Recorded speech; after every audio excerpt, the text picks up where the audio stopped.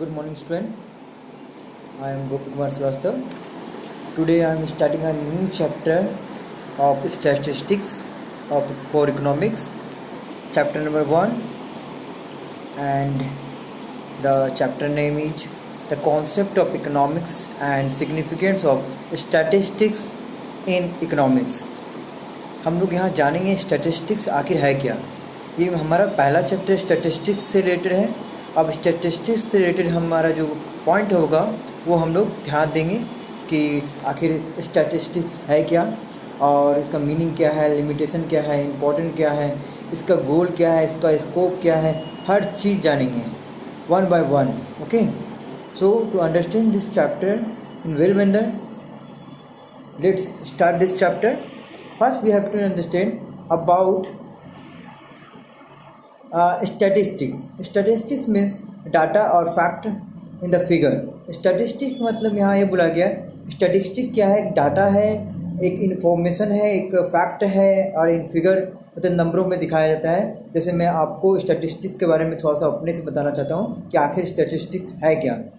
मान लीजिए मैं किसी तरह का इंक्वायरी कर रहा हूँ, किसी तरह का मुझे जानकारी चाहिए कि मौसम के बारे में जानकारी चाहिए या देश का पॉपुलेशन के बारे में जानकारी चाहिए या देश का एम्प्लॉयमेंट के बारे में जानकारी चाहिए, देश का नेशनल इनकम के बारे में जानकारी चाहिए। तो आखिर हमारा नेशनल इनकम क्या है, हमारा एम्प्लॉयमेंट क्या है, हमारा पॉवर्टी लेवल कितना है, तो ये सभी जो हमारा कैटेगरिया है, जो सब टॉपिक्स है, ये सभी स्टैटिस्टिक्स को दिखाता है। जैसे एक क्लास में कौन बच्चा कितना मार्क्स लाया, कौन कम लाया, कौन ज़्यादा लाया, ये सभी एक स्टैटिस्टिक डाटा है। जहाँ भी मैं नंबर के बारे में बात करूँ, जहाँ भी मैं क्वांटिटी के बारे में बात कर रहा हूँ, वो सभी स्टैटिस्टिक्स हैं। स्टैटिस्टिक्स का मतलब इतना आप जान लीजिएगा कि आपका यहाँ पे मैं जरूर नंबर के बारे में बात कर रहा हूँ, यहाँ पे मीन मीडियन मोड के बारे में बात होगा। आपने 9-10 पढ़ा होगा, उससे रिलेटेड ही ये चैप्टर है। 9-10 में भी आपका एक चैप्टर था सेंट्रल टेंडेंसी, जिसमें ये दिखा जाता है, वहाँ पे भी एक स्टैटिस्टिक का बात था। स्टैटिस्टिक को हिंदी में हम लोग सांख्यिकी बोलते हैं, ठीक ना। So statistics is nothing, it is a fact या सेट ऑफ डाटा और सेट ऑफ फैक्ट या figures in the numerical expression. Okay, so let start. यहाँ पे एक और वर्ड आता है कि फादर ऑफ स्टैटिस्टिक्स। आखिर स्टैटिस्टिक्स का फादर कौन है, तो वो है गॉटफ्राइड एच.एन. वॉल्ड। ये आप हमेशा याद रखें। जो इकोनॉमिक्स का जो फादर होते हैं वो एडम स्मिथ है और स्टैटिस्टिक्स का जो फादर है वो गॉटफ्राइड एच.एन. वॉल्ड है। और मैं आपको बता दूं कि हमारा जो नोट्स है ये बिल्कुल बीके से ही लिखा गया है, पर ये बहुत ही एडवांस लिखा गया है ताकि आपको अच्छी तरीके से समझ में आए। अगर आप इस थ्योरी को, इस पीडीएफ को पढ़ भी लेते हैं तो आपको ये चैप्टर समझने में बहुत ही आसानी हो सकता है, बट आप इसे अच्छे से समझने के लिए वीडियो को देखते रहें, ठीक है। अब सबसे पहले स्टैटिस्टिक्स में ये बताया जाता है कि आखिर इकोनॉमिक्स क्या है, क्योंकि इकोनॉमिक्स के ही अंदर आपका स्टैटिस्टिक्स आता है। So we have to understand economics, about economics, meaning of economics, definition of economics. We have to discuss this. We already discuss about economics, but we have again have to discuss.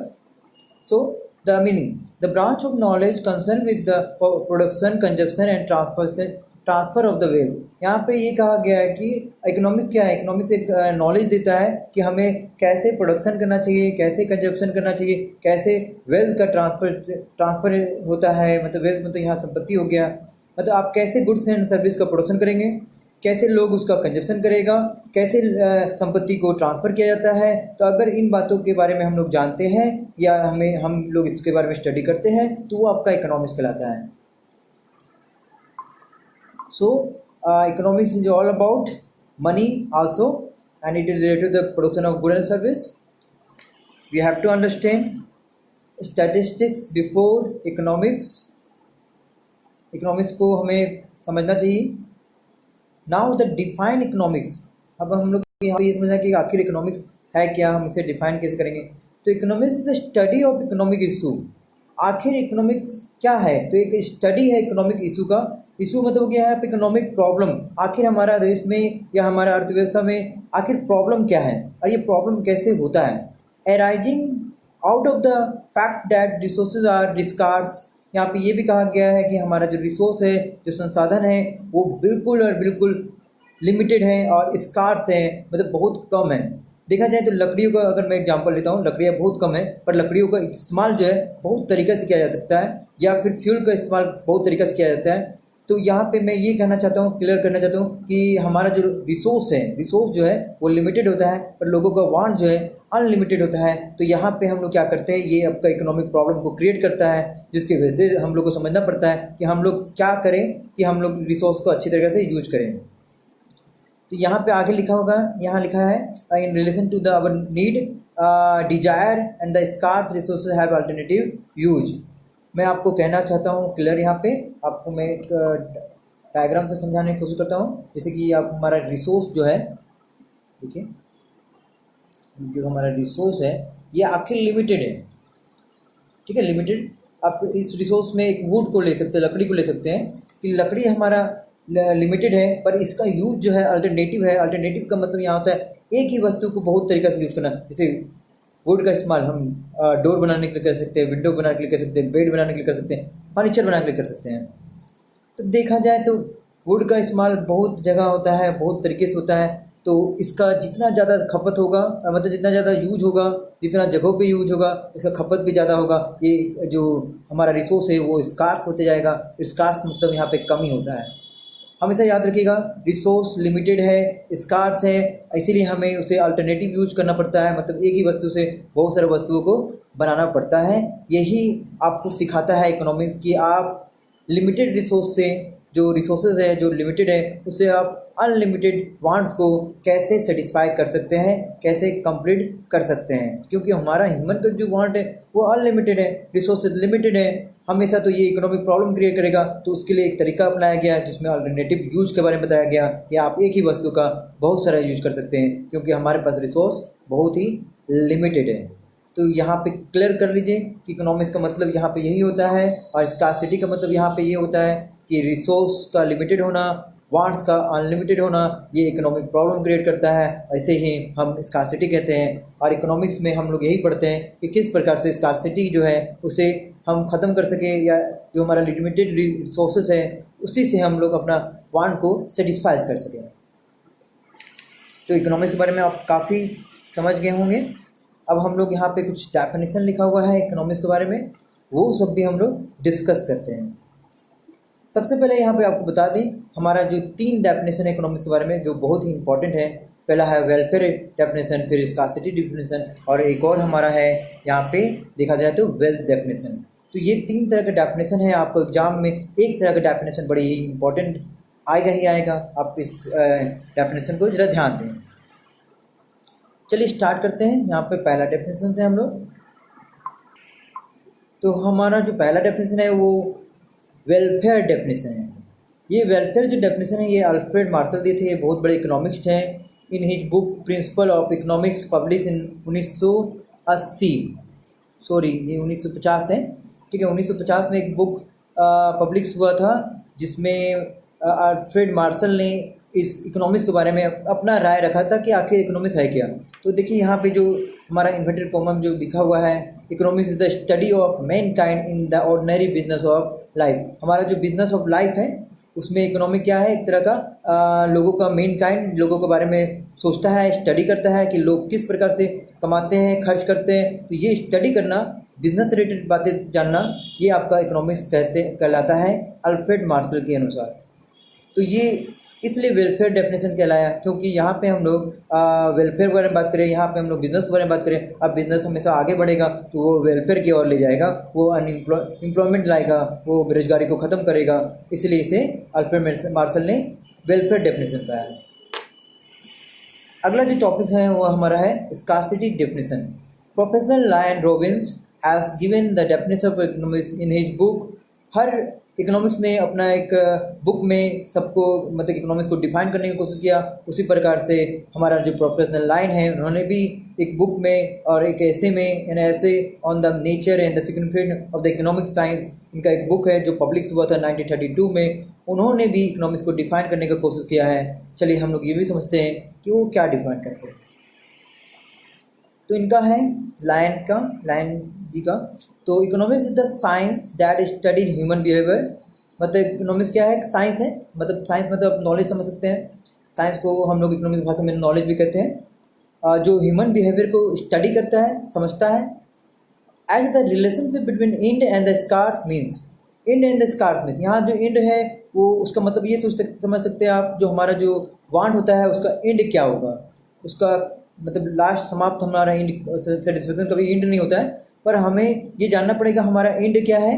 और scars means क्या है, scars means मतलब क्या, जो चीज़ों को कमी है, जो चीज़ को साधनों को जो कमी है उसमें रिलेशन दिखता है कि आपको आखिर ज़रूरत क्या है। लिमिटेड रिसोर्सेज हैं विच हैव अल्टरनेटिव यूजेज, मतलब आप इतना जान लीजिए आपके पास रिसोर्सेज जो है, यही वर्ड जो मैंने आपको दोहराया था इससे पहले कि रिसोर्स हमारा जो है वो इन यूज में होता है, वो लिमिटेड होता है और उससे से ही हमें अल्टरनेटिव यूज निकालना पड़ता है। तो यहाँ पे ये आपका इकोनॉमिक्स के बारे में इसलिए कहा गया है, ठीक है। तो ये भी हमारा डेफिनेशन हो गया। चलिए हम लोग आते हैं अगला डेफिनेशन की ओर, जो हमारा है वेल्थ डेफिनेशन। ये बड़ी इंपॉर्टेंट है। क्यों इंपॉर्टेंट है, चलिए देखते हैं।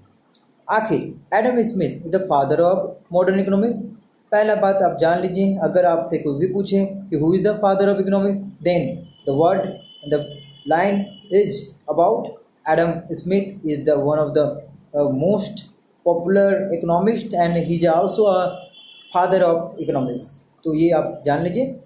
और इन्होंने भी अपने बुक में एक inquiry into the nature and the causes of wealth of nation define, मतलब ये एक बुक है इनका, उन्होंने भी इसके बारे में डिफाइन किया है। चलिए देखते हैं हम लोग कि आखिर क्या डिफाइन है।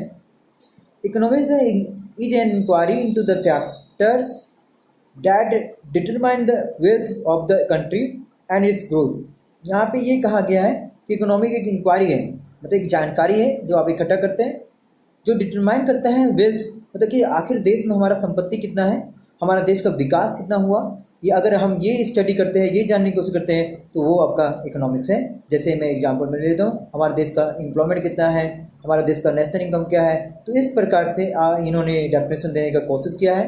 इन्होंने कहा वेल्थ के बारे में, इन्होंने कहा ग्रोथ के बारे में। वेल्थ मतलब संपत्ति होता है, तो जितना ज़्यादा संपत्ति उतना ज़्यादा समृद्धि, मतलब देश आगे बढ़ेगा। ये देश का संपत्ति के अनुसार जो डेफिनेशन है वो दे रहे हैं। So next topic is about economic activity and economic activity का मतलब समझते हैं कि आखिर इकोनॉमिक एक्टिविटी होता क्या है।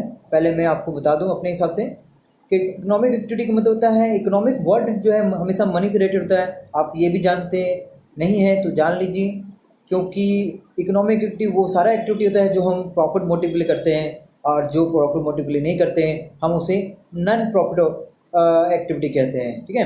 तो हमारा जो टॉपिक है, जो सिलेबस में है, वो एक्चुअली में वो है हमारा इकोनॉमिक एक्टिविटी। तो इकोनॉमिक एक्टिविटी वो एक्टिविटी होता है जो प्रॉफिट मोटिव के लिए होता है। अगर आप कोई भी काम पैसों कमाने के लिए करते हैं तो वो इकोनॉमिक एक्टिविटी होता है। जैसे कि आप यहाँ देख सकते हैं, अब doctor, teacher, lawyer, businessman, industry, ये सभी लोग जो है प्रॉफिट कमाने के लिए काम करता है। An economic activity means that economic activity which is the based on the or related to the use of scarce resources। ये भी जो हमारी इकोनॉमिक एक्टिविटी है वो भी हमेशा याद रखिएगा, वो भी स्कार्स रिसोर्सेज पे डिपेंडेबल होते हैं, क्योंकि स्कार्स रिसोर्सेज मतलब हमारा संसाधन लिमिटेड है। अब उसी लिमिटेड संसाधन से हमें सारा काम करना है, ठीक है। Scarce resources for the satisfaction of unlimited human want. हमेशा याद रखिए, जो रिसोर्सेज है वो स्कार्स है और जो वांट है वो अनलिमिटेड है। यही इकोनॉमिक एक्टिविटी का ये पार्ट है। और इसी के अनुसार जो एग्जांपल है, different types of people are engage in the different types of activity. अलग अलग लोग जो होता है अलग अलग कामों में इन्वॉल्व होते हैं। जैसे कुछ लोग डॉक्टर होते हैं, कुछ लोग टीचर होते हैं, जैसे मैं टीचर हूँ, ठीक है। लॉयर, बिजनेसमैन एंड इंडस्ट्रीज, तो ये लोग जो है हमेशा प्रॉफिट के लिए काम करते हैं। पर टीचर का काम देखा जाए तो, या डॉक्टर का काम देखा जाए तो कहीं ना कहीं यहाँ पे ये भी आप जान सकते हैं कि ये जो लोग हैं ये इकोनॉमिक प्रॉफिट तो रखते हैं या प्रॉफिट मोटिव तो रखते हैं, साथ में ये भी मोटिव रखते हैं कि थोड़ा बहुत सोशल मोटिव भी इनका होता है, इनका रिस्पॉन्सिबिलिटी है। जैसे एक बड़े बिजनेसमैन का ये रिस्पॉन्सिबिलिटी है, वो चैरिटी करे, डोनेशन करे। तो इकोनॉमिक एक्टिविटी मेनली तो प्रॉफिट मोटिव होता है, पर थोड़ा बहुत सोशल मोटिव भी आप रख सकते हैं, ठीक है ना। चलिए अब हम लोग यहाँ पे देखते हैं आखिर हमारा जो इकोनॉमिक एक्टिविटी है वो कितनों भागों में बांटा है। तो पहला है हमारा प्रोडक्शन, दूसरा है हमारा consumption, investment, exchange and distribution.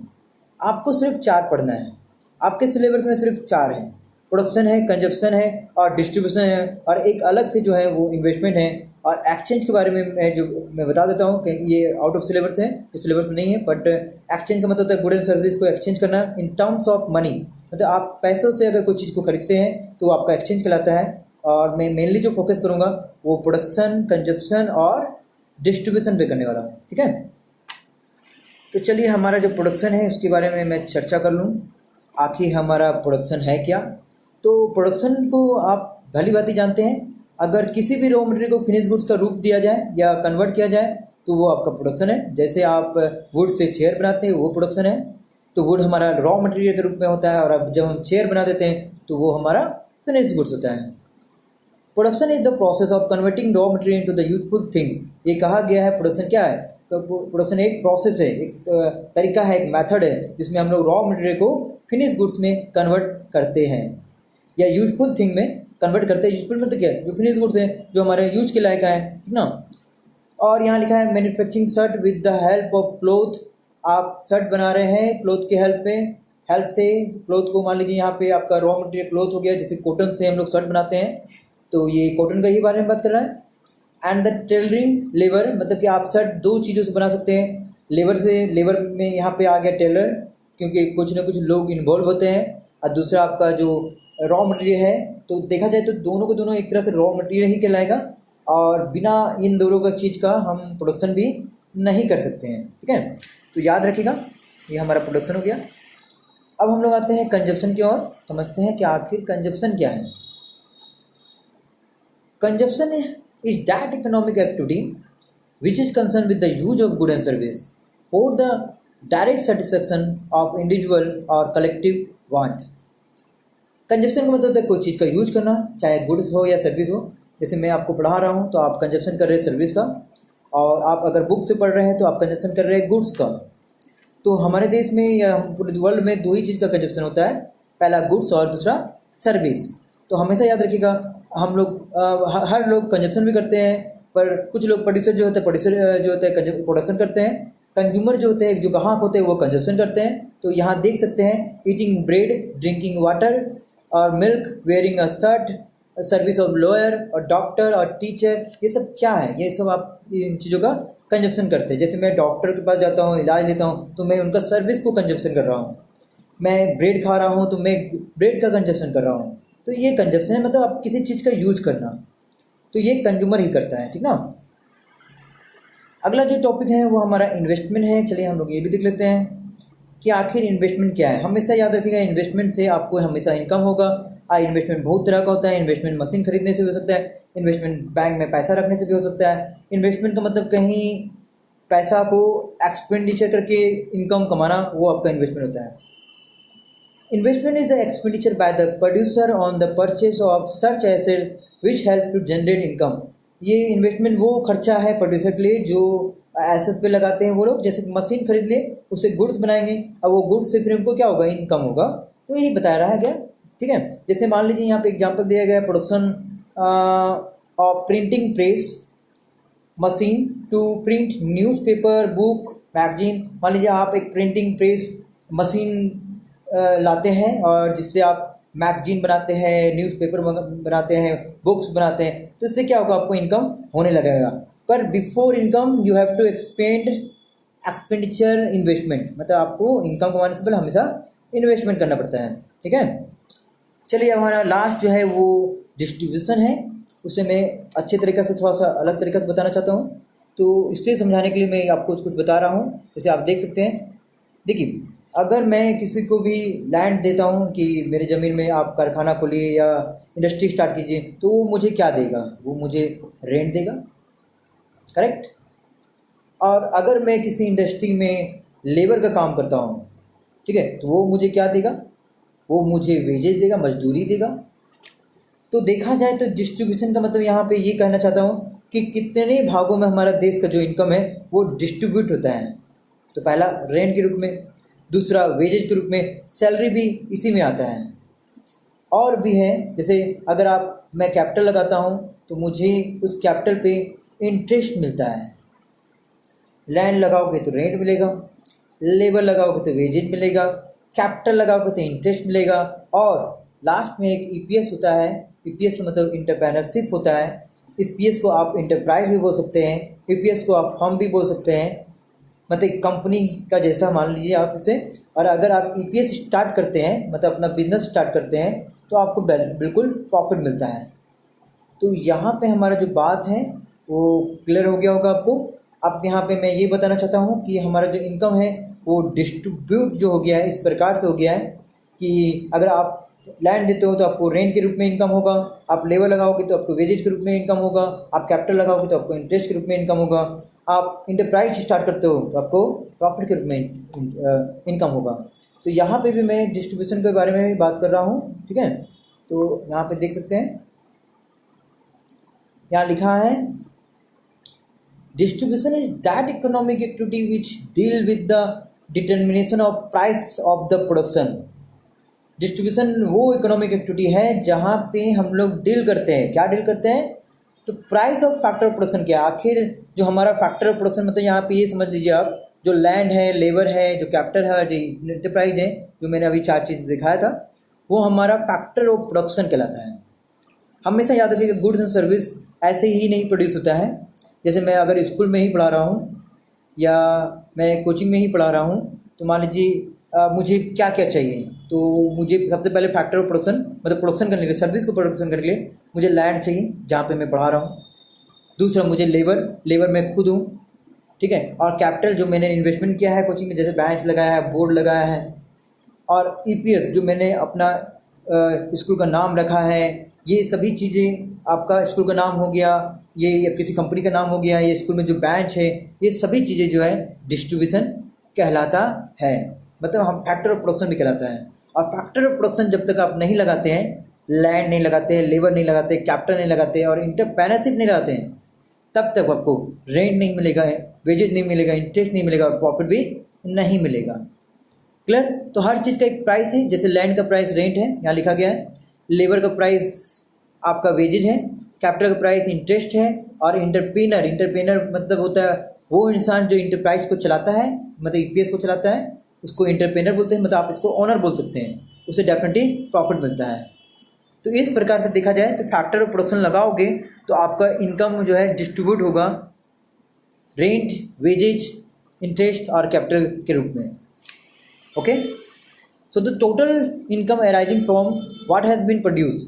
आप जितना भी गुड्स एंड सर्विस प्रोड्यूस करते हैं, जब आप फैक्टर ऑफ प्रोडक्शन को लगाते हो, जैसे मैंने यहाँ पे देखिए नीचे में दिखाया, लैंड लगाना, लेबर लगाना, कैपिटल लगाना और इंटरप्रेन्योरशिप लगाना, इससे जब ये 4 इनकम होगा तो वो आपका टोटल इनकम कहलाएगा। और ये टोटल इनकम जो है arise from the what has been produce. आप जो भी प्रोड्यूस करेंगे, चाहे गुड्स एंड सर्विस, तभी आपको ये चारों इनकम होगा।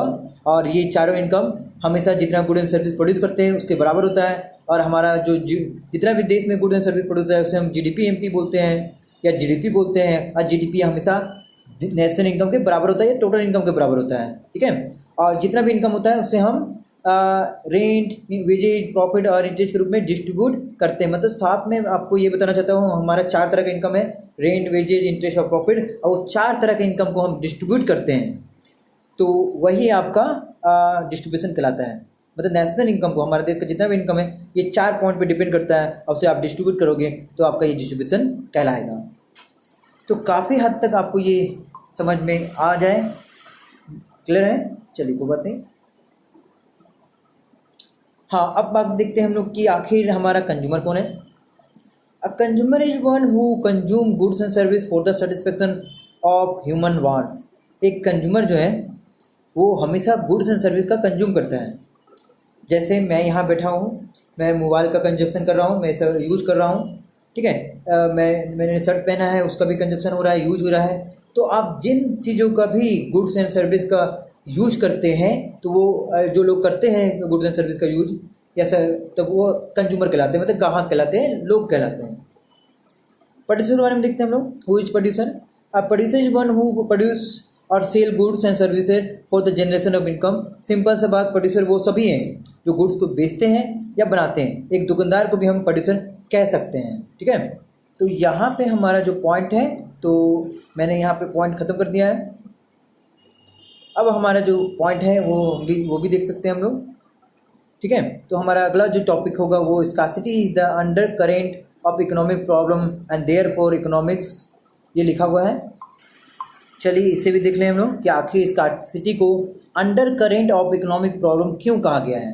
मतलब ये बताया गया है कि इकोनॉमिक्स में स्कार्सिटी जो है उसका अंडर करेंट इकोनॉमिक प्रॉब्लम है, मतलब एक बहुत बड़ा प्रॉब्लम इकोनॉमिक्स का स्कार्सिटी है। तो चलिए क्यों है आखिर देखा जाए।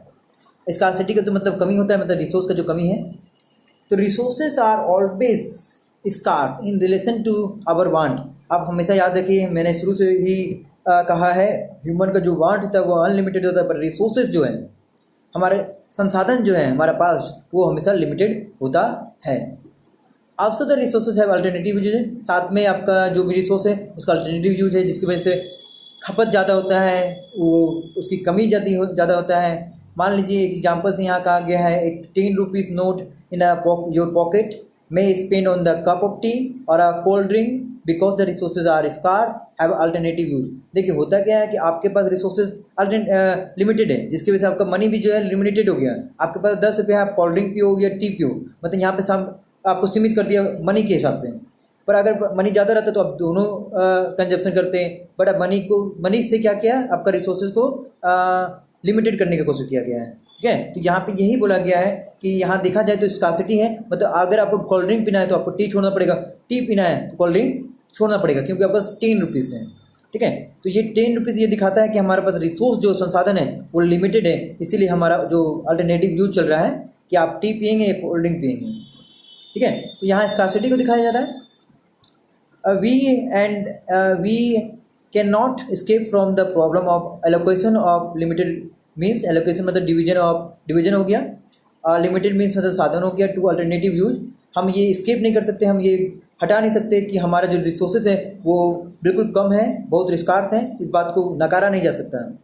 इस पर हमें ध्यान देना पड़ेगा, इसलिए हम लोग इकोनॉमिक्स पढ़ रहे हैं, क्योंकि हमें समझ सकें कि हमारा जो रिसोर्स है वो रिसोर्स लिमिटेड है और हमारा जो वांट है अनलिमिटेड है। तो हम अनलिमिटेड वांट को लिमिटेड रिसोर्स से कैसे कंप्लीट करें, यही चीज़ हमें इकोनॉमिक्स सिखाता है। और ये आप देख सकते हैं 10 रुपया आपका एक लेवल है जिसमें आप टी या कॉफ़ी को कंजम्पशन कर सकते हैं, दोनों में से एक। तो आपको आखिरकार हम लोग को ये भी टॉपिक हो गया है। अब आते हैं लास्ट टॉपिक में, जिसमें है 3 distinct component of economic activity, consumption, production and distribution. तो यहाँ पे मैंने इसके बारे में बताया था कि ये फिर से टॉपिक आ गया। देखिए यहाँ लिखा है 3 distinct component of production, consumption and distribution. मैंने प्रोडक्शन के बारे में भी बताया था, कंजप्शन के बारे में भी और डिस्ट्रीब्यूशन के बारे में भी, ठीक ना। तो ये हमारा जो आप देख सकते हैं, मैंने सबसे आगे में इसको डील किया था, ये आपका यहाँ पे देखिए, यहाँ पे मैंने डिलीट कर चुका हूँ इसको, ठीक है ना। पर बुक में क्या होगा, बहुत ही लॉन्ग लिखा रहेगा, पर आप बिल्कुल मेरे नोट्स को फॉलो कर सकते हैं, बहुत ही बेहतरीन नोट्स है ये, ठीक है। और आपको ये कहीं भी दिक्कत नहीं करेगा, प्रोडक्शन, कंजप्शन, डिस्ट्रीब्यूशन आप इसे फॉलो करिए, ठीक है। So in the next video I am discussing about statistics का ग्रोथ कैसे हुआ, ओरिजिन कैसे हुआ, ये जो टॉपिक है मैं आपको नेक्स्ट वीडियो में डिस्कस करने वाला हूँ। फिलहाल के ये हमारा वीडियो एंड हो जाता है, ठीक है। Thank you and right and learn also, because through this video every question will be asked in the question, will be asked in the mid term and the final terms, every exam, okay. So this is important chapter economics of statistics। so आप ये जान लीजिए कि statistic का जो important है वो बहुत ज़रूरी है और हमें ये चैप्टर को अच्छे से जानना चाहिए, ठीक है। So write this notes is completed through this video, and the next video I am completed its other part, okay।